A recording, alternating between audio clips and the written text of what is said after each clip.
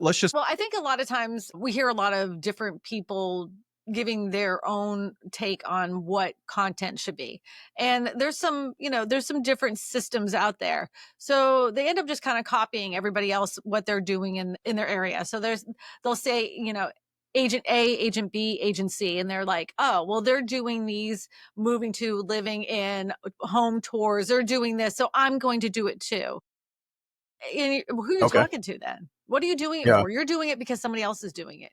Yeah. And then you have no passion for what you're doing because you're just doing what everybody else is doing anyways. And how are you to stand out in the crowd with that?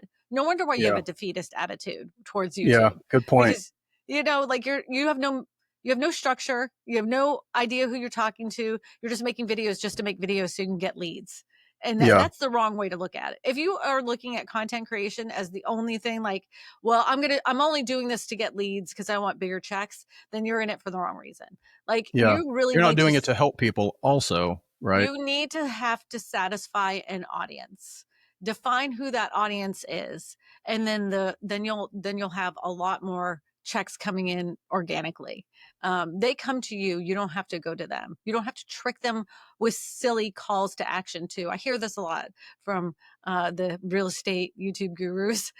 They will say, like, oh, make sure you put the call to action at the first, middle, and the end of the video, and like they'll tell you all this stuff, but you know nothing sounds more cheesy than a canned call to action.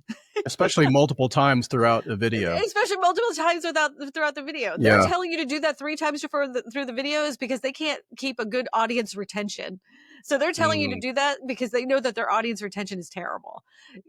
Keep them on the video as long as possible, and they'll call you without you having to do any calls to action. I'm not saying you shouldn't do it, but if you're creating good content for your client, for your ideal avatar, they're going to stay all the way to the end. And when they do stay to the end, you're giving them a reminder not to subscribe, not to share, none of that garbage. You're asking them to reach out to you. Because what does likes, shares, and subscribes do for you and your business? Not a damn thing. yeah. But with them Yeah. reaching out to you sure does. Yeah. So that last call to action on your video should be like, hey, if you're looking for a real estate agent in the Palm Beach area, look, just scan this right here and I'll get a hold of you. And that scan, that QR code that they're scanning with their phone, because they're probably watching it on television. That's why most people are watching on television right now. There's YouTube.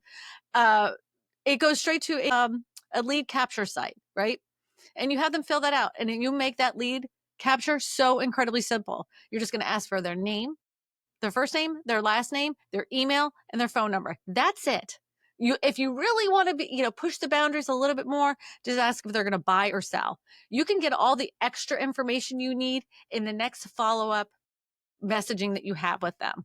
Now, some agents will do a Calendly so they can set up a Zoom. An appointment. Yeah, Yeah. but you got to remember, most people are lazy, right? So if they have to go through several little pages and steps to fill out a form, and then they go to the calendar and stuff like that, they're not going to do it. They're giving up. Yeah, but what you really need is their email address and their phone number, so you can talk to them on the phone, and you can set them up on a Zoom call, and you guys can have a conversation. That's what I always say. That's been the best working landing page for me and all my students, is to cut it down and make it very simple. Some people will fill. Now I have one student that has one that they fill out the first thing, and then the second thing that goes out to that client is a more detailed form. And if they won't fill it out for her because she has so many coming in, then she's like, I'm not going to bother with them. Yeah. And that's fine. Yeah. She's identified the love and hate, right? Yeah, On exactly. follow-up or whatever. And that's, yeah, good for her. Okay. I think I know the answer to this, but I know this is a burning question. If an agent works multiple markets, or maybe they have different client types, would you recommend that they still just keep one avatar or multiple avatars? I'd say get a different channel. Okay. All right. Yeah. So I'm sure your avatar in, like, let's just say, I know I have a student that is in North Carolina, licensed in North Carolina and South Carolina, and they cross over, right? But their avatar is still the same, right? But if you were in Pennsylvania, in Florida, two totally different people, two totally different avatars, create two different channels. Okay. So that's a good solution. So you would just create a whole separate YouTube channel, and that would be a separate avatar. Yeah, because their pain points are gonna be different. Like the guy Okay. in Florida doesn't give a crap about snow. Yeah, right. But Right. you don't want to confuse your target audience by having kind of multiple avatars on one channel Yeah, talking. you're wasting your time if you're doing that, honestly.